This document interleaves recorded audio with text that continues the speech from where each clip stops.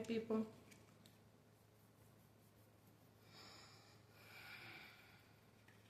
How y'all doing this evening? I'm just gonna jump right in. Y'all says go forth this brightness. He told me to read the full verse. Isaiah 62:1. For Zion's sake will I not hold my peace, and for Jerusalem's sake I will not rest until the righteousness thereof go forth as brightness, and the salvation thereof as a lamp that burneth.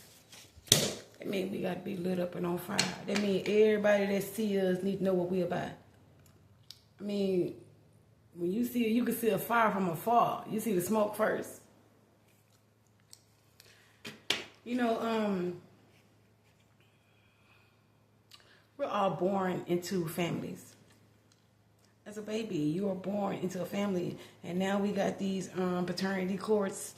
Like, who's the daddy? Yeah, we want to know who the daddy is. The DNA, the Dana need to come in. The results to come in from the Dana test. But we know mama. We know who mama is, don't we?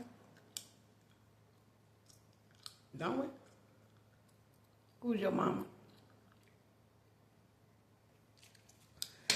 You know, I used to always hear my grandmother say, where's your common sense? She used to tell people this.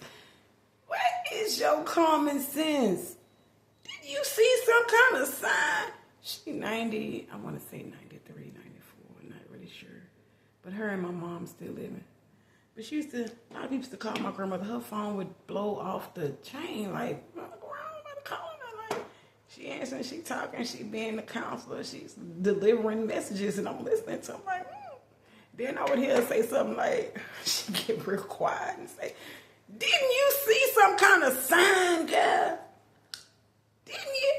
Like, where's your common sense? Like, did you see some kind of sign? You know, so it just reminds me that common sense is not so common, depending on who family you grew up in. It would be actually extremely rare. 1st century CE, the Common Era. Common means everybody should know this. And if we don't know, I'm going to blame it on the mother. Family. Because your mama is the first one that has everything about you. From the start, from before the start. 1st century CE, the Common Era, and complete catastrophic destruction of the end of the world. It's like everything else, a parable. It's a parable, the end of the world. Or it could be the end of your world. Also, depending on the story timeline you are currently on. That's what it depends on. The truth of the lie frequency. It's the unveiling revelation of divine secrets rather than just the end of the world. Greek explanations revealing disclosure or taking off the cover. Like, who told you was naked? Genesis 3:1, who told you you were naked? Like, that's a question. Who told you were naked? Y'all asked this of Adam and Eve after their menage a trois in the garden with the serpent.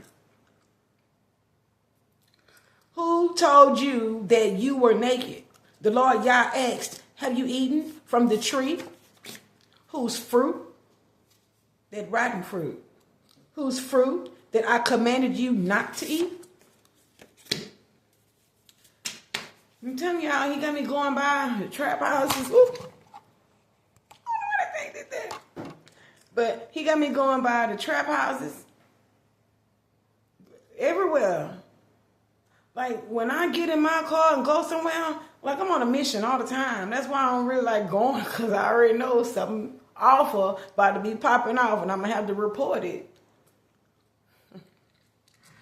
But the closest thing to me is my phone, which is social media, all the outlets, like everything that's going on. So first thing I open my phone to, that's what I'm supposed to observe.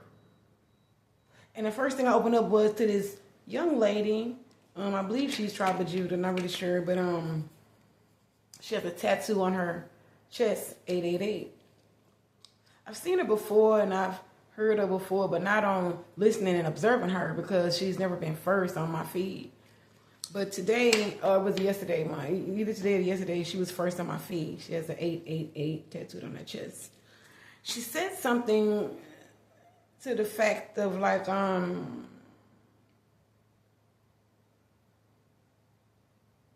if you got gifts, sell them. You know, type thing. Get paid for what you're doing type thing. Yeah. I understood what she was saying. I really did. We understood what she was saying. But her passion on it was a little misplaced. Because we talking about the truth. See, some people, talent is telling the truth. So for Miss 888 that's tattooed on her chest, this one's for you. Buy the truth.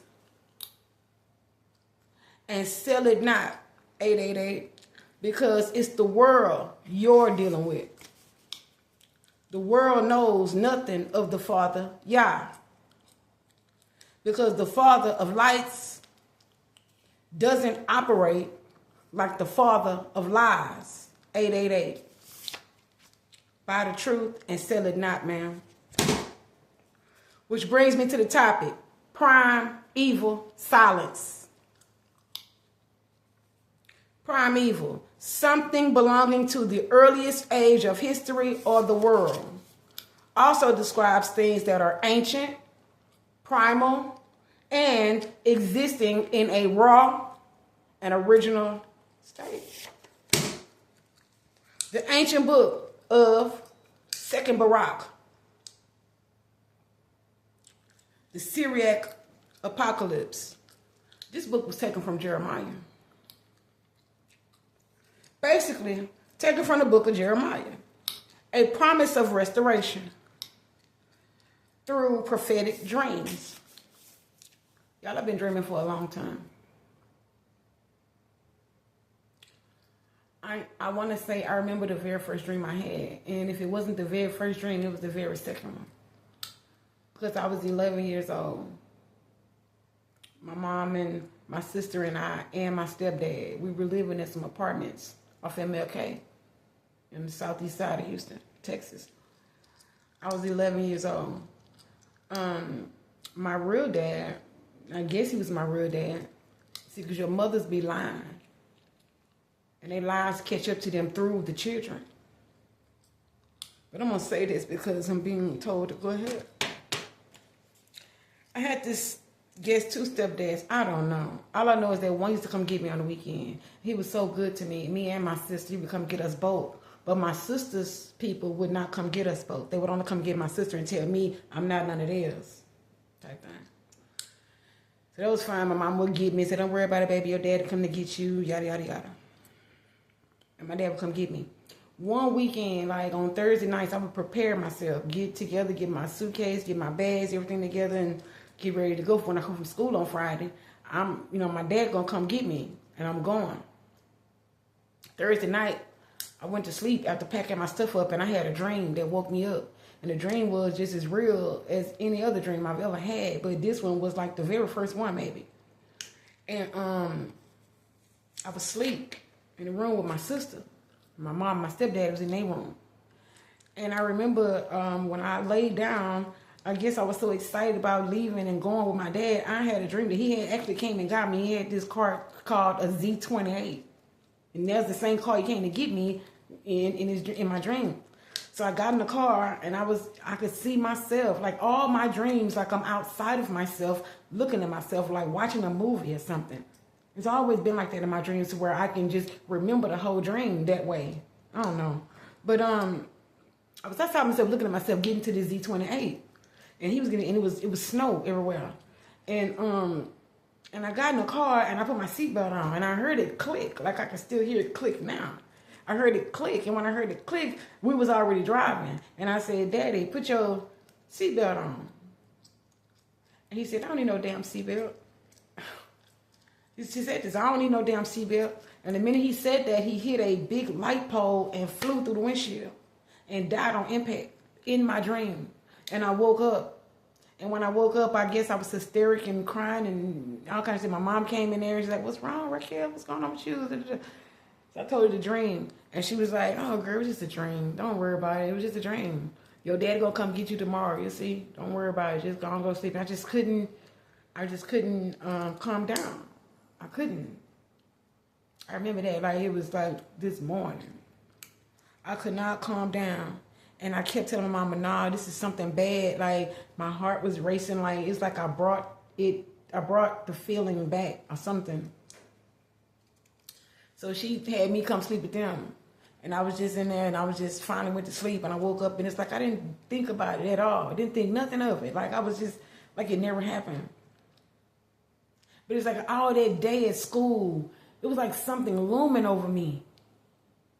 And I remember my friends like, "Raquel, what's wrong with you today? You acting all strange." Like, I remember this. I was at Woodson. When I got home, my suitcase was packed. I'm ready to go. I'm happy, ready to go. And instead of my dad coming, my 3 aunties came. And I was like, "Hey, aunties, where my daddy at?" And they "Sit down, baby. Sit down, Rocky." I'm like, "I'm ready to go. Let's go. Let's go get my bag. I'm ready to go." I'm like, I've always had a lot of energy. I remember just jumping up and down, just ready to go. And I guess I'll get on their nerves. They put their hands on my baby. "Sit down." Told me that a preacher shot my daddy on his own land with an automatic rifle that had 5 bullets in there and killed him on his own land, which was my land, because I was the only child of my dad. But from that day, it was like my mom was just, I don't know if she was like scared of me or I don't know. I just don't know. You know, you can never tell with your parents. All your job is to do is to honor them. Hopefully they don't provoke you. But anyway, yeah. You know, my grandmother would always say,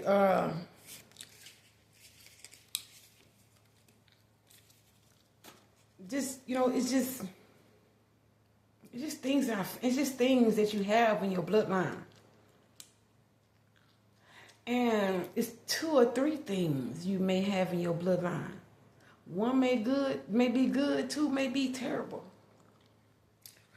The ancient book of Second Barak, the Syriac apocalypse, basically taken from the book of Jeremiah, a promise of restoration through prophetic dreams. Barak was the son of Neriah. Chapter 1. "For this reason, behold, I will bring an evil upon this city and upon the inhabitants, and it shall be removed before me for a time. And I will scatter this people among the Gentiles, that they may do good to the Gentiles. And my people shall be chastened. And the time shall come when they will seek for the prosperity of their times." Divine times. Chapter 2, Second Barak. "For I have said these things to you, that you may bid Jeremiah and all those that are like you to retire from this city. For your works are to this city as a firm pillar, and your prayers as a strong wall." Chapter 3. "And I said, O Lord, my Lord Yah, have I come into this world for this purpose? That I might see the evils of my mother?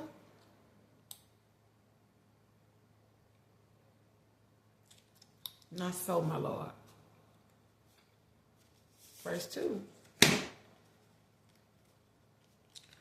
"If I have found grace in your sight, Father Yah, first take my spirit, that I may go to my fathers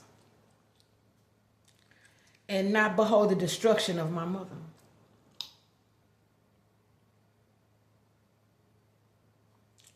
Three, "For 2 things I vehemently constrain me. For I cannot resist you, Father, and my soul, moreover, cannot behold the evils of my mother. But one thing I will say in your presence, O Lord, what, therefore, will these be after these things? And I'm being reminded.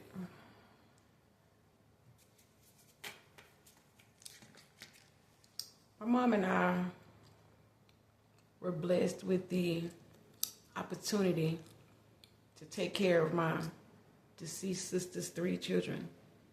It was a struggle because I had 4 of my own and she had 1 of her own, my brother. But we tried to do the best that we could with our kids or whatever.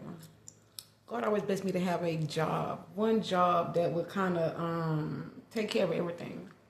So I didn't really have to worry about money with these kids. Like, it was always my mom though. Sometimes, like, I just never understood what her thought process was. Mom, if you're watching, I just never understood where your thought process was, because my sister was dead and she had these 3 kids, and she had these 2 kids because one went with his father. And just always a problem. It was always something like she couldn't handle it or something, or I didn't want to handle it. I don't know what it was. I don't want to say, but it's just my observation. So here I come trying to make things easy and invite them all over to my house and have them stay and regroup and relax and also observe what's going on. My niece and my nephew decided to run away and escape out of the smallest window in my home. And I couldn't understand that. Like, I basically had everything. Like, why would they be doing this? And then they left to my dead sister's aunt that no good at all. If you watching LaShonda. See, it's truth season. And it's just time to be open with stuff. But anyway, once we found out, because my kids woke me up and said, Mama, the kids gone. And I kind of freaked out, like, my kids gone? Like, what? Like, I just freaked out, and I just kept staying freaked out, because when you talk about some kids, like, that tugs on a heartstring of mine. And I'm up, moving around, looking for the kids, and everybody accounted for except my niece and my nephew. I'm like, where they at? My daughter said, Mom, they left out the bathroom window. I'm like, what? How could they even fit? So I'm telling my mom, waking her up, telling her, and she's like, just nonchalant. Like, I'm worried because it's a girl and it's a boy, and they out there on this long stretch of highway in Missouri City, 2234. That's a long stretch of highway. They're out there walking. Anyway, I started to call the authorities and let them know what's going on. And all I could hear is my mom in the background and the lady on the line. Mind you, you're talking about things you don't know. And I asked my family to come and stay with me this weekend, like observe the Sabbath and everything. As I'm talking to this lady on the phone trying to report that they're missing or they ran away, my mom is in the background yelling her head off, basically telling these people on the phone the wrong daughter died. Talking to me. Because my sister deceased already.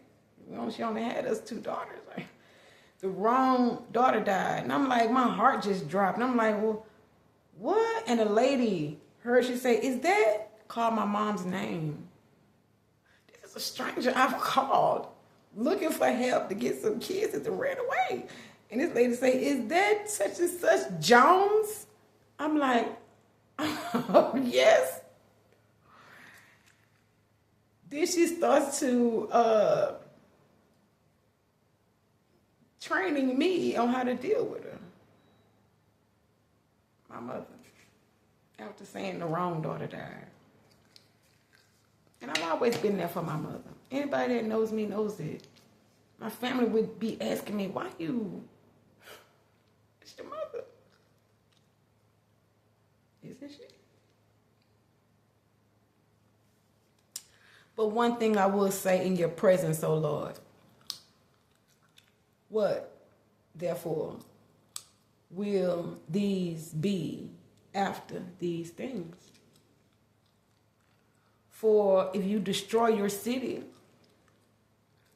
and deliver up your land to those that hate us, how shall the name of Israel be again remembered?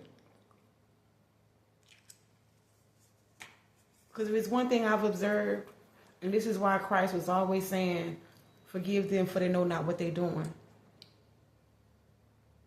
Forgive them for they don't know what they're doing. Like, you have to be brought up. You have to be built up in something. You have to be taught something so you never stray from it. See, some people are brought up under enviousness. Some people are brought up under jealousy and hatred and all this in the same household, in the same bloodline. Like, it doesn't have to be wicked stepsisters and wicked stepmothers.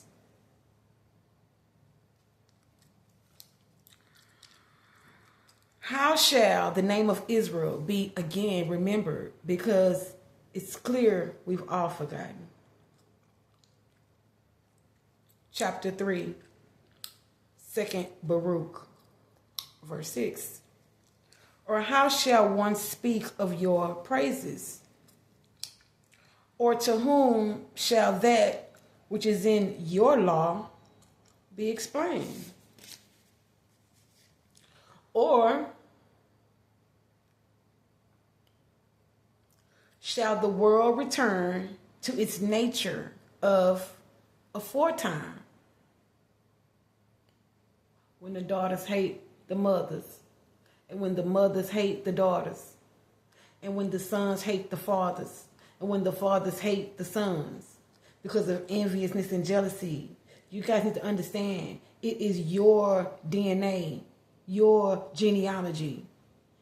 The replication of your children is to show you.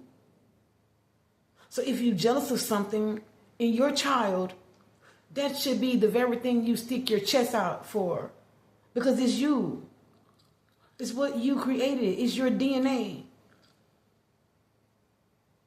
You're supposed to take that child as your product and train it up in a way that it should go so that it should never stray. And the best thing, the word. Shall the world return to its nature of aforetime, and the age revert to the prime evil silence? And see, let's take a long look at this. Prime evil silence. That's where y'all at. Like, you just stuck. They stuck.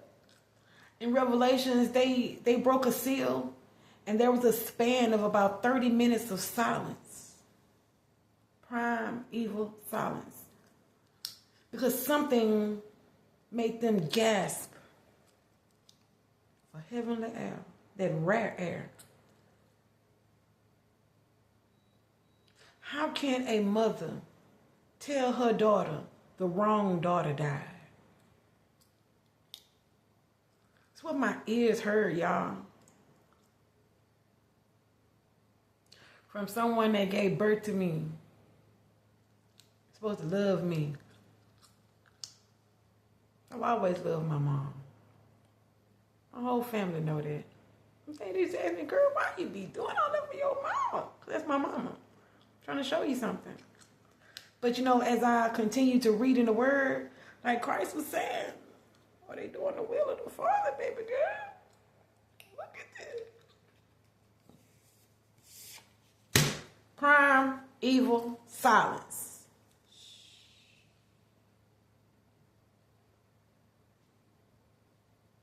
How y'all doing?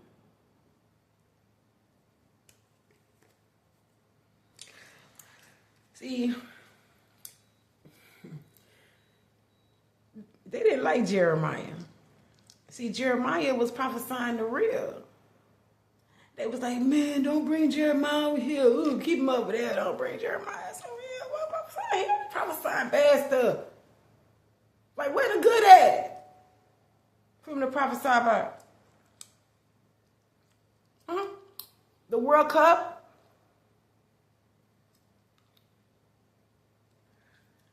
People trying to fill their own cups right now. Their personal cups is not even full. We talking about some World Cup. Like, you gotta look at where we at. Like, how are y'all going on as big? I don't understand this because, like, you got bombs over Baghdad already. And y'all still acting like nothing is going on. Y'all still up there performing and stuff. Like, this says,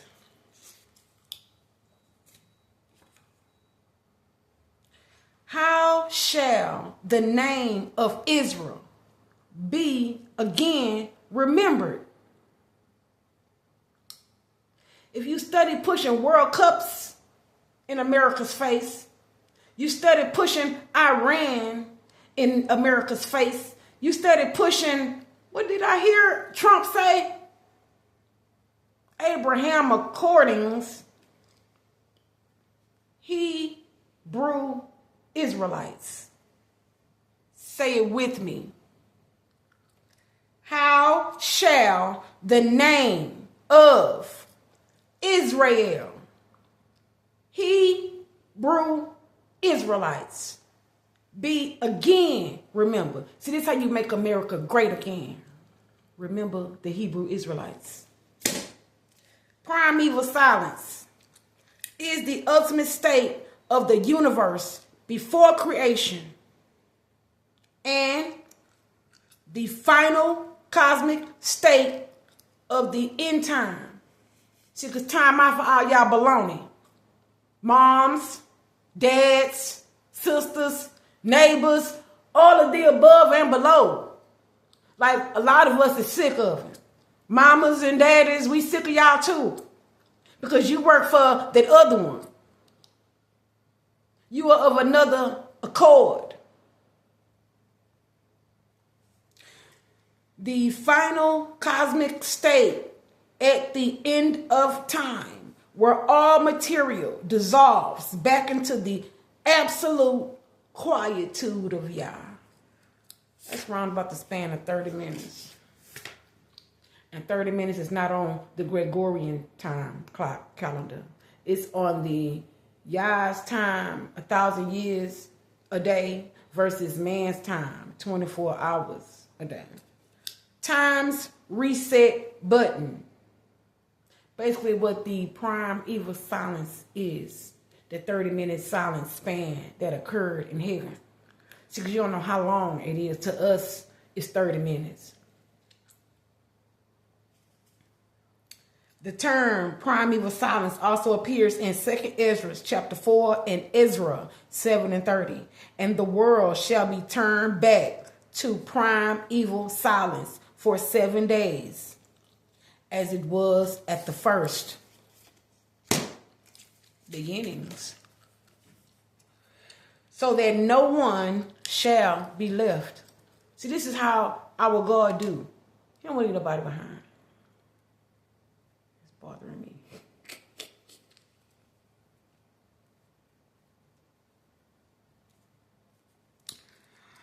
Primeval silence is an apocalyptic event before Yah initiates the final resurrection and the last judgment.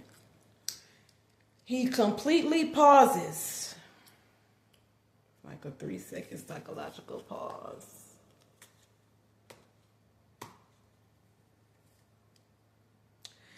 And resets creation for 7 days, even the cosmos. Because someone always finds the mirror way, the wrong way. That tree that was forbidden to eat its rotten fruit. See, a lot of our mothers have found that mirror way. So I'm gonna tell y'all something like, when I was in jail, they had these, I didn't know how bad the relationship between my mother and I was until I went to jail. See, some things when God take us through, it's for a whole eye opener, a whole spirit opener for you to see some stuff like that you've been looking at all your life and you just never really saw it. But I was in jail and I would never forget because before you make a call out in San Antonio, Bexar County, before you make a call out, it'll tell you. You can hear the automated system telling the person you calling, if you detect this person has what is it, suicidal tendencies and things like that, just a whole lot of bad stuff out your conversation, call this number.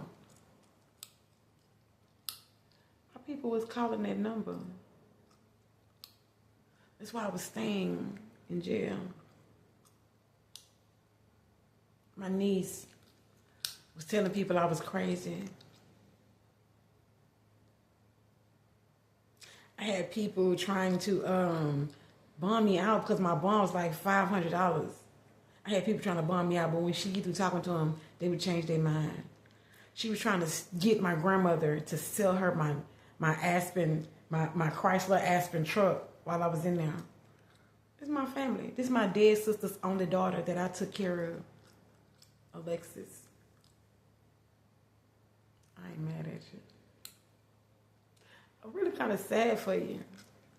Because it wasn't even a year to the date that they did all this. She got caught up on human trafficking charges. Galveston. Carry a 20-year charge. Touch not. And do no harm. And you knew that. Because someone always finds the mirror way, the forbidden tree.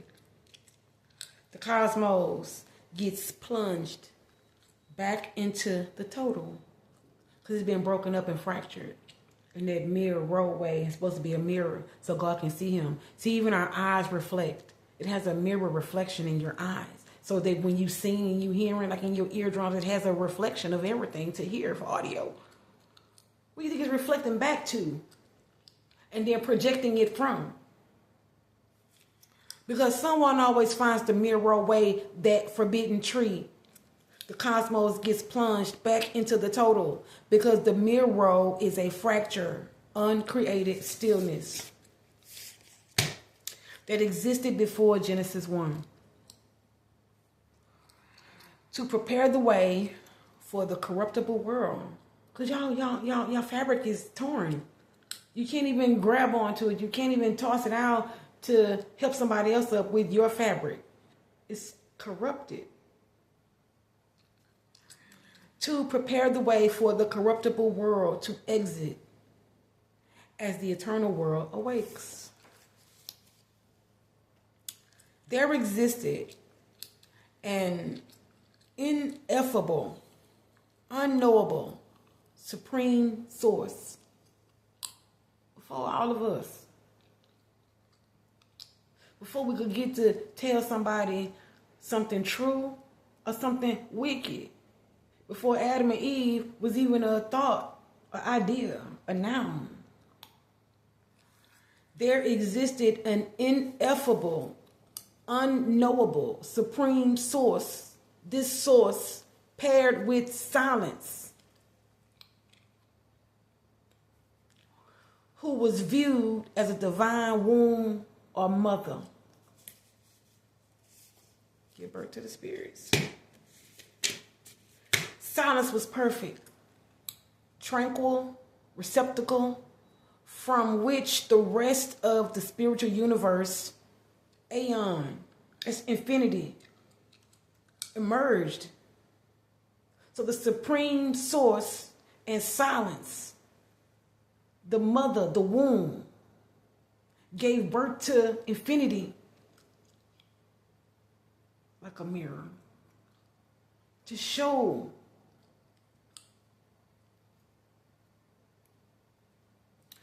creation happening because this primordial silence was broken.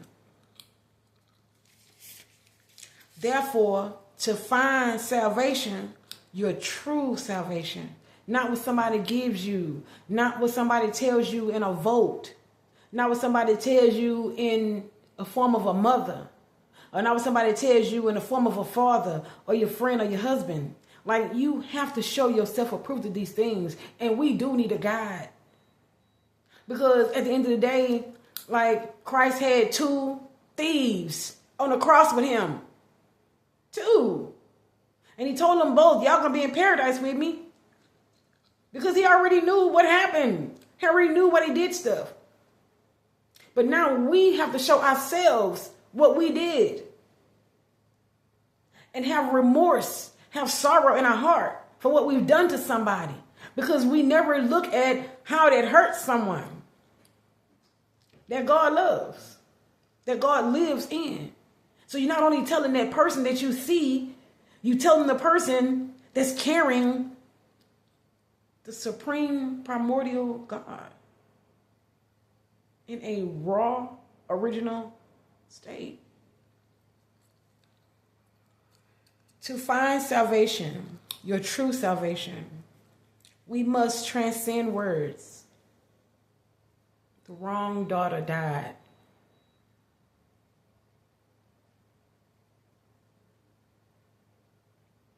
How could you even say that? Because first of all, I was the one always there for you.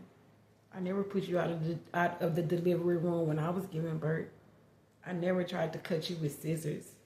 I never dated your men. So how'd the wrong daughter die? And that question is not coming from me. Mom, how did the wrong daughter die? See, because I'm being reminded, my grandmother told you that. Oh my God, look at them. To find salvation, your true salvation, we must transcend words. My eldest uncle, Ronnie, died. And when my grandma, and mind you, she had 9 kids, he was the eldest.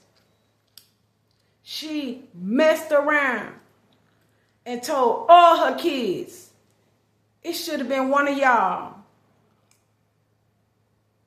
To find salvation, your true salvation, we must transcend words. Like as they define language, Granny would also say, I love y'all, but I don't like y'all worth a damn. Granny, let me tell you something.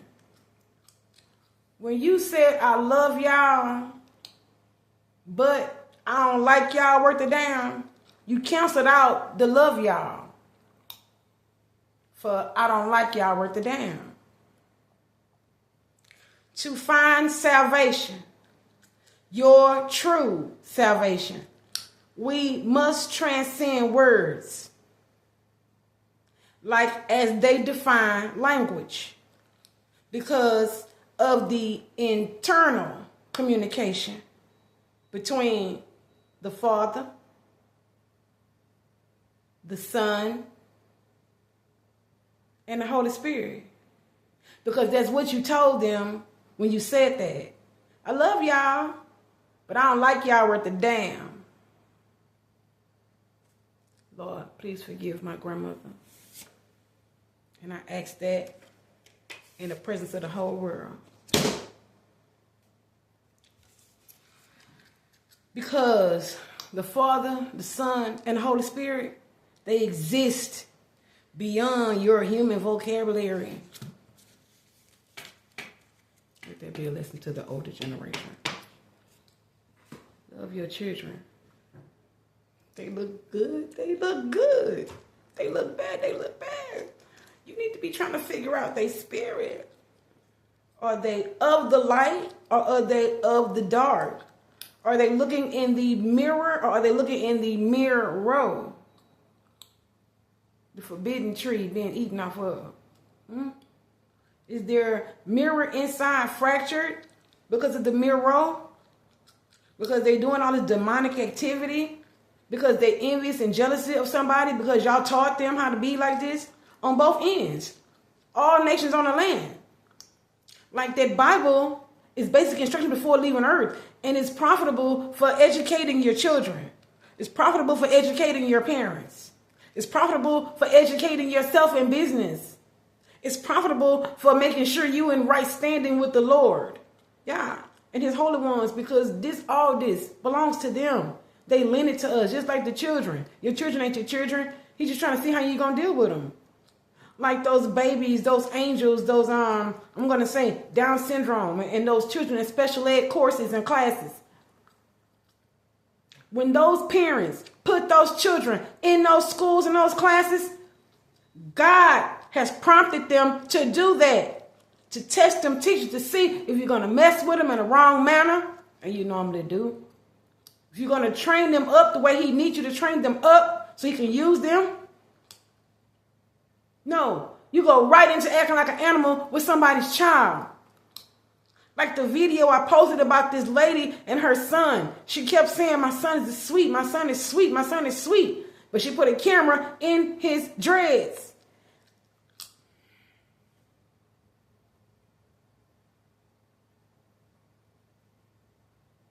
And for so long, I've been this town's crier. Like, get your children out of these schools. Is your job that important that these people can go and just puncture your children anywhere? Like, do you even care? Like, this is what y'all is asking. It's like,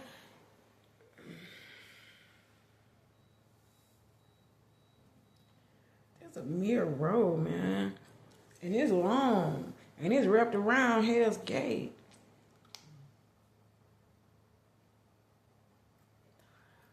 I'll leave y'all with this. You mothers and you fathers, y'all children, nobody on this planet asked to be here. Nobody. As far as you know, nobody on this planet asked to be here. Here is something else. And I gotta say this because I don't keep what people say because it's so demonic, it kind of corrupts my body and it make me get mad and all that kind of stuff. And y'all told me, chill with all the anger and wrath. But it's like the more he keep bringing up stuff, it's like, that make me mad. It's like, I know you got to deal with it. I'm like, okay. It's just the things that has been said. Like when I was a child. My grandmother. Like I could not wait to grow up and get out of there. Your family should not make you feel like you got to get away from them. She used to tell people, she had 9 children.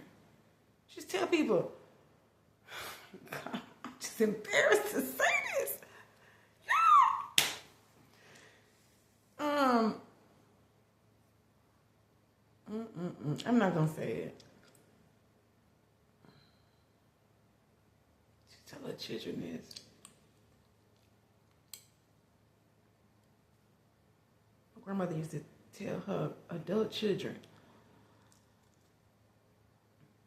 after they would be in a heated argument, because y'all telling me to just mention it, they would be in a heated argument. I hug against her 9.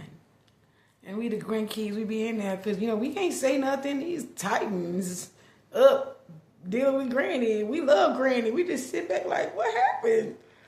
And I come in the house, I'm playing because I was the nosy one. I'm like, why is everybody hollering? My grandma loved my grandmother. Loved my grandmother. Loved my grandmother. I would see all her kids mad at her all the time. And I couldn't understand it. Why is everybody so mad at you like this? And she would just give me some sad story and it just never made sense. None of it. So just going on, being a kid, popsicle truck come by, I went there with my friends, but I was always looking in the house like, what is going on with the family? I always looking at them like, Raquel, you so nosy. I'm supposed to be, this is my family, like what's going on? Somebody could be, it just always was that child. But I remember I was outside and they had made up so mad, she told them, now they said, we ain't asked to be here, or something like that. I heard one of them say, we ain't asked to be here. And then she said, Lord, she said, I ain't asked for you to be here either. She said, I was just trying to, and you got in the way. I'm about dropping my popsicle, my bubblegum, everything. I was like, I ran in the house, Granny, you okay? She was like, yeah, baby, I'm good. It's them the problem. And after that, like everybody just started dying. One after another. She started with 9. Now she got 3. My mom, my uncle, and my auntie. They don't call each other. They don't talk. My aunt stay right next door to my grandmother. They hate each other. Like it's like a thorn in her side for the rest of her life. See, that's because nobody addresses anything. Maybe, guys, I was just sent into the family to kind of fix some things. Because y'all told me I'm not just my generational curse breaker. And he keep telling me this. I am not just for you Joneses. I ain't just to break the generational curses of the Joneses. Because the Joneses done branched out. And they didn't touch people. Like every other family. Then branched out and didn't touch people in this generation. And it reached all the way into the universe. Into other worlds. And other worlds on planet Earth. Like we don't know nothing. And I don't either. I'm just going with the flow of what I see because it's nothing I've never seen or heard before. And it's along with the scripts. Because I'm already past Revelations. See, the book ends. And a new beginning happens. I'm in that.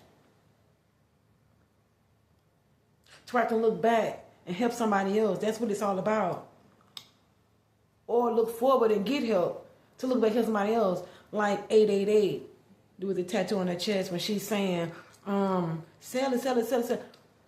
Buy the truth, what I'm saying. Buy what I'm saying. And don't sell it to the next person. Give it to him like he was given to you freely. And if you need something, go provide. Like that's why I ain't worried about monetizing on Facebook. That's why I ain't worried about monetizing on YouTube. Because I'm going to tell y'all something. What I saw. And he let me break through the Wi-Fi here. Like I've been doing these videos for however long as I've been doing them, maybe a month and a half or 2. But like last week, I went to upload a video, and I saw it said 25,431 views. And I went to my son. I said, look at this. He said, oh, that's good, Mama. I said, what? He said, that's good. This was like maybe 4 weeks ago when I saw this. And so some kind of way my phone flashed, or I think somebody called me and I lost the page. So I went back to go see the page to go and screenshot it because it was just something that I hadn't seen before. I'm like, what? I really want to know what it meant.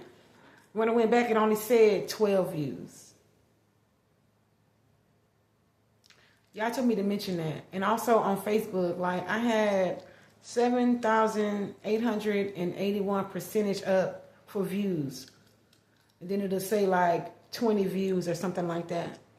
Y'all told me that is a unequal balance. That upsets him.